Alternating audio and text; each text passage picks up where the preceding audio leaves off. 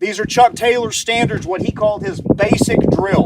So it's about 30 rounds of drills from Chuck Taylor's curriculum, and it's shot on this kind of target, and it's sort of that vintage of material. It's all shot from the Weaver, okay? So we're gonna shoot 30 rounds from his curriculum. It's two, basically point shooting, second and a half, 2 rounds. Stand by. There, and holster. Stand by. Good, and holster.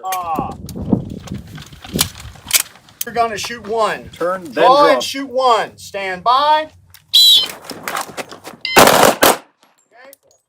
Okay. This is gonna be one, draw and fire one. Stand by. Good. Go. And reload your gun if you need to. Okay. Gonna draw and shoot one. Go. Okay. Stand by.